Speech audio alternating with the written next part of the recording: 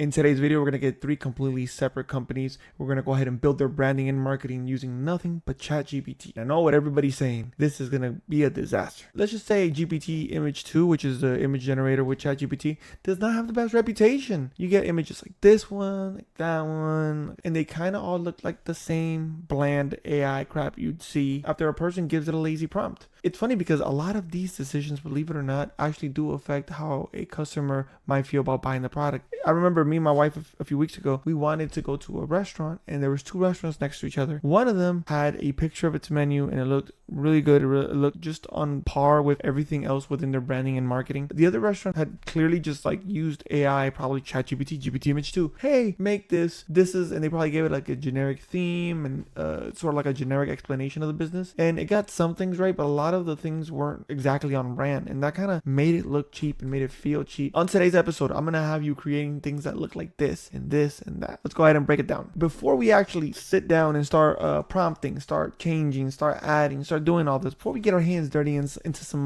nice little large language models, let's kind of go into why we formulate our prompt. So these large language models are built on trillions and trillions of bits of data. And the issue is that when you're built off so much data, you don't really have a focus. And in my opinion, a good prompter, a person that's going to give the ChatGPT or Claude the best prompts to get exactly what they need out of those large language models, is direction. That's the name of the game. What I'm going to have, with the help of ChatGPT, create a brand guide. So what we're going to do is we're going to create this brand guide. This brand guide is going to talk about the type of font that we're going to use within our marketing and branding, the color schemes, the emotion, who the potential buyers are. We're going to include all of that into a branding guide. That's step 1. Let's create the brand guide. So let's go ahead and meet these 3 companies and let's go ahead and get to work. First things first, let's start with the first company. It's called Plain Stack. Essentially, it's like a money management app. I guess like Rocket Mortgage, kind of similar to that. Again, we're not trying to reinvent the wheel here. We're just trying to create companies that you'd see out in the open, right? And it's essentially a modern minimalistic SaaS product. And if you're like, what does that mean? It means software as a service. So there's an app and that app provides the service. The app is software as a service. Does that make sense, right? And yeah, this is a very white collar, modern, minimal aesthetic that I'm going with this exact company, right? And you can read here the short description of it. Some of the ideal customers are young professionals, families, and freelancers. If we go over to the next one, it's called a Static Coffee Club. And it's basically like not your grandma's Starbucks. You know what I mean? Imagine Starbucks, but make the branding more modern, more Gen Z, more internet meme culture based, bold, artsy type of branding. And I wanted to create something that had a fun, standout brand to kind of contrast from the minimalistic vibe that the first brand kind of gives off. And the third one, we have Blue Collar, Iron Line Auto Works. That is the third company we're going to go ahead and build our branding and marketing around. And the short description is a modern, trustworthy mechanic shop built around honest service. So basically what Iron Line Auto Works is your standard mechanic shop where they can do all types of things like fix your tires, replace your oil, standard things that you see at a car shop. You have a white collar techie software SaaS company. You have a bold, artistic, vibey coffee brand. And now you have a blue collar, get the point across type of branding. These are all 3 of these are gonna have completely different like mindsets when you do the brands for them, right? How do I give these large language models enough information about my company? Do this right here. I basically distilled it into 8 questions, right? You can read these questions right here. You can answer them. Here's the cool thing about all this. You can add your own questions. You can add more. You can remove some. You can change it as much as you want, but make this like a starting kind of block for you creating this sort of brand guide for your company. And by the way, these questions and all the prompts you're about to see, I'm not going to put them behind a paywall or behind like a school, follow. Some of those are free, but you have to create a school account. I'm not going to do that. I'm going to put everything in the description so you can just copy and paste from there. Okay. If you appreciate that I'm not making you jump through hoops to get any of the prompts and stuff like that, for sure hit that like on that video, hit the subscribe, and leave a nice comment as well. That would mean the world to me. Once you get this information about the company, once you answer these questions, right? This master prompt, I designed it a few months ago and it was for something completely different. I threw that prompt back into Claude and kind of rebranded it and refixed it so it kind of works for what we're doing today. So this prompt is constructed of 2 parts. The first part is going to be basic how I want it to be structured, which is very important because again, you have to look at, for example, if you hire a actual like artist or designer, guess what? You most likely would have to show them all these things about your company, your logo, your font type, your colors, all these things. You'd have to give it to them. You couldn't just be like, hey, make this logo, hey, make this brand, and just bounce. Because most people would reach out and say, hey, I need a little bit more info. But with these large language models, they're kind of taught to kind of please and just do as the user requests. And sometimes it's not going to push back and like, hey, before I do that, answer some questions for me, right? Especially ChatGPT. ChatGPT does not like to do that whatsoever. The top first half of this is going to be the structure of the brand guide, and the second one is going to basically be the company info. This part of the prompt, I'll put it below in the comments. The other part, you fill in yourself, essentially. You'd basically copy it to where it says this brand guide goes as follows, and then you go there and go in as much detail as you want. So it created 3 brand guides. Let's look at the one for plain stack. You're going to be really surprised. Look at this. It looks gorgeous. It looks amazing. Look at this. Right, you might see some inconsistencies like this being pushed onto here, but these small differences, I don't think, as a starting point for everything, I think it's going to be great. Look at here, it's breaking down the logo, different ways to put the logo. So it did it really well. Look at the colors. Look at this. Look at all this. It's gorgeous. I even like this one. Beautiful, beautiful. If we go into the second one, we got the static coffee club, which is, I really love this. Now, one thing you're gonna notice with this one, maybe even with the third one, with the mechanical one, sometimes people see it and it's like, it looks kind of bland. But once you use it to create images, it's not gonna look as bland. Like some of these, like for example, this whole page doesn't look too good. Just kind of feels like there's just like 2 pages on top of each other. But don't worry about it though. As long as most of those pages are legible, they make sense. You have the color scheme going strong, I think you'll be good. And I'm going to show you the things I created using this. Then the third one, we're going to go ahead and look at the mechanic one.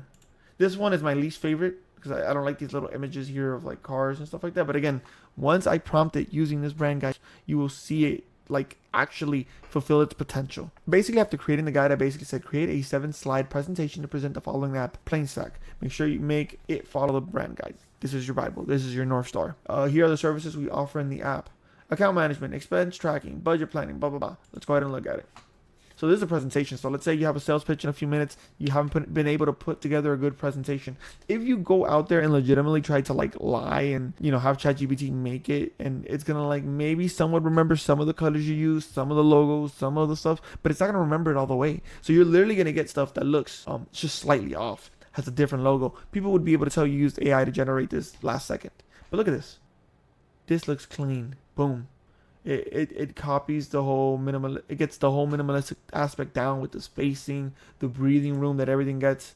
Look at that. The colors you see on everywhere. So it's accounts, then expenses. So like obviously look at the logic here that you have the budgeting, the subscription, and then the last slide changes color. It's the insight, but I like that it changes color to kind of add more emphasis to the final slide. This was awesome. This to me knocks it out the park. It's an A+, because again, if you try doing this without a brand guide, you'll get something that looks similar to your brand, but not exactly. And the difference between similar to exact, that's where the money's being made right now, is the distance between similar and exact when it comes to AI. People that can get exactly what they want are going to make the big bucks in this near future. Now we're going to go to my favorite little coffee shop here. And this is my favorite one to work on because it was bold, it was cool, artsy. We basically made the menu for it. So let me look at some of the drink names that it came up with. Main character. Look at this. This goes super according to brand. And of course, if you put here sources, I have the brand guide right here. And I have an image. This image was one of the first images I created with the brand guide attached to it. And I basically tossed it in here as well. And I said, let's create a whole menu. So this is the no signal one, soft launch, offline, hot take. I love these names, crash out. And then we created the whole menu. And if you look at the drinks, they, like let's look at crash out. Look right here, crash out. Everything stays the same. Price stays the same. Everything stays consistent. This looks real. This looks like you go into a real restaurant and you see this and you're going to be like, wow, that looks professional. That looks like their brand. It's very this. It's very that. It's very, internet 2000s graphic style. It's very consistent. This is another A+. This is another example of what prompting and giving the right data, feeding the correct data. These large language models are like Ferraris, like Lamborghini. You need to give it the best gas and best oil. It's going to extend your car for a lot longer. If you give it cheap gas, you give it cheap oil, eventually it's going to start breaking down on you. And it's not going to give you the best results for a large language model, especially these big models, the data that you're giving it, the pictures that you're feeding it. If you have any Excel spreadsheets that give more insight in, your company's figures, your company's sales, all these things play a big part in turning generative AI from a slot machine to an exact, arrow pointed direction that you give it. Let's go ahead and go on the last one, the iron line. Okay, we're gonna go ahead and basically it said create a poster for each one of our services. So we're gonna go ahead and go through them. Oil changes, boom. Can I not go down? Well, I guess we go one by one. This is oil changes. Okay, this looks great. This looks amazing. Brake repair. Okay, it looks great. It gets the part right. It gets the dimensions right. And the cool thing about these images too, in terms of realistic pictures, I just get better results when I add good prompting and good data. Like, look at this. This looks like a real picture here on the side, right? Some people that are super into AI generative images can look at something and be like, yeah, that was generated with AI. So yeah, a lot of these things look realistic. If we look at the drinks, the coffee, it looks real. It looks like a real drink. And I feel like the more prompts you give it, the more, because now it's like it can look for like how mechanic shops have their post, how the mechanic shops typically design their posters. What type of images do you see on it, right? So a lot of those things, it could get it right, like the car oil. You know, what does car oil look like, right? It's going to get all these things based on the information that you give it. So I think all three of these went off without a hitch. I think Ironline successfully, it looks blue collar enough where it's like just being straight to the point, but it's also giving you nice images of the car being fixed for every poster. This is another A+. All three of these knocked it out of the freaking park. And a lot of it has to do with how you prompt, okay? Remember this. And don't let this just be a lesson on branding and marketing using AI. Take this with you everywhere you go, specifically with AI.